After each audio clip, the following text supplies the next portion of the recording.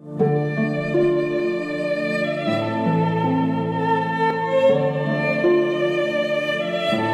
nazivom Posadimo mir za buduće naraštaje u Petrinji je već drugu godinu zaredom obilježen UN-ov Međunarodni dan mira. Ovaj dan od posebnog je značaja za Petrinju. 21.9.1991. godine smo hrvatske snage morali povući iz Petrinje, tako da smo otišli praktično sa vrećicama iz Petrinje i Petrinja je bila okupirana.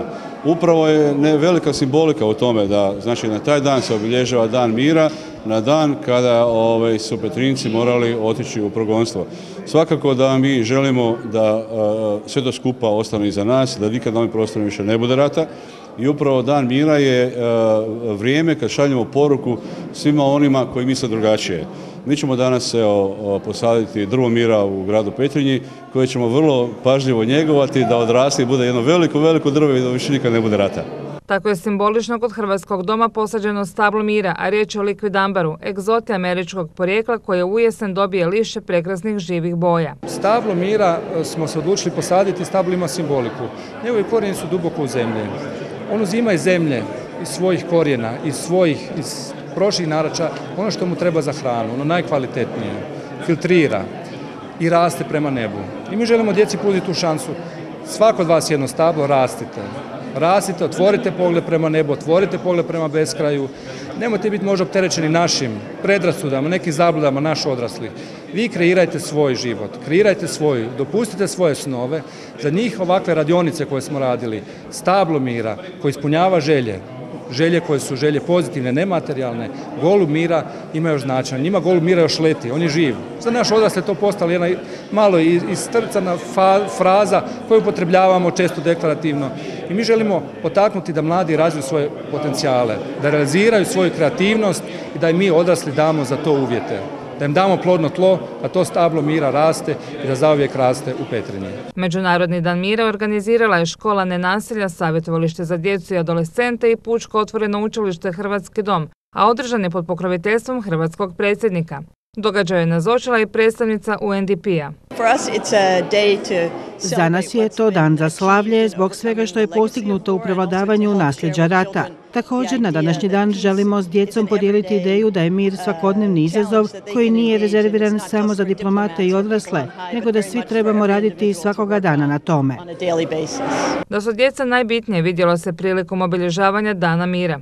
Toga dana organizirane su kreativne radionice za djecu, a također su izloženi dječji likovni i literarni radovi na temu mira. U obilježavanju Dana mira sudjelovalo su djece petrinjskih škola, vrtića i udruga. Mir počinje u vlastitom srcu, u vlastitoj obitelji, u vlastitom susjedstvu, u vlastitoj školi, na vlastitom radnom mjestu, u gradu, u državi i onda gradimo globalni mir. Ne postoji globalni mir, svjetski mir koji preskače te korake. S mržnjom u srcu, sa ljubomorom, sa svim kvalitetama koje nas odvlače od mira, ne možemo biti mirotvorci, ne možemo graditi svjetski mir, mrzeći svoju u obitelji, u školi, na radnom mjestu, susjeda i tako dalje. Mnogi mudri ljudi su rekli da je rat počeo u umovima ljudi, tako da u svijesti ljudi mir mora biti izgrađen. Ključna stvar je da ohrabrite ljude da rade na miru i budu aktivni i da tako doprinesu sveopćem miru.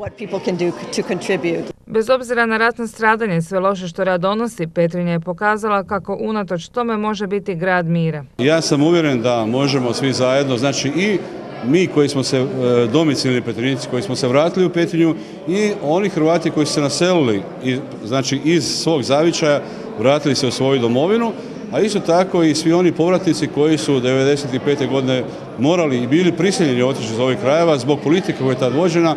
Prošlo je 16 godina od tad, ja vjerujem da svi možemo zajedno živjeti u miru bez obzira na te nekakve razlike koje su bile u povijesti i koje treba što prije zaboraviti. No ono što se mora saznati je gdje su nestali hrvatski branitelji kojima se ne zna grob, napomenuo je Nenadić. Petrinja zauzima posebno mjesto u našim srcima i obitelji Ujedinjenih naroda kada je u pitanju obilježavanje Međunarodnog dana mira. Petrinja je danas simbol mira. Kroz svoju povijest naučila je mnoge lekcije koje može podijeliti s ostatkom svijeta. Organiziranjem ove manifestacije Petrinja se predstavila kao grad u kojem djeca i mladi grade održivi mir, aktivno participirajući u globalnim manifestacijama i programima. Sve to simbolizirano krugom mira kojeg su oko Hrvatskog doma formirali svi sudionici Dana mira.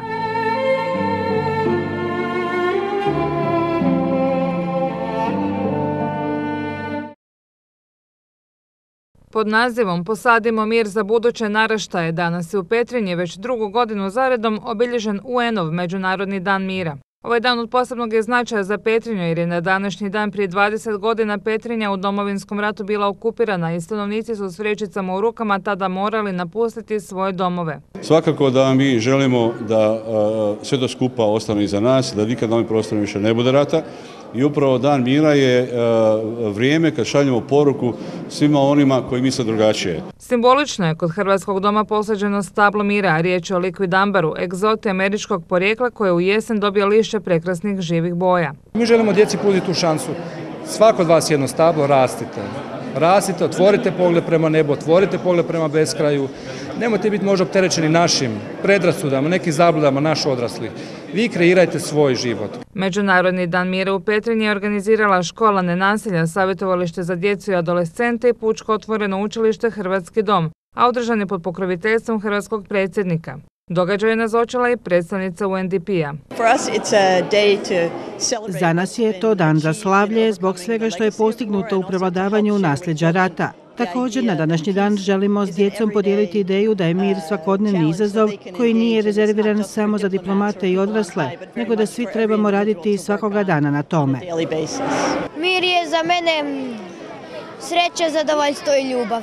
Da se ne svađamo, da gledamo crtić lijepo na spavanju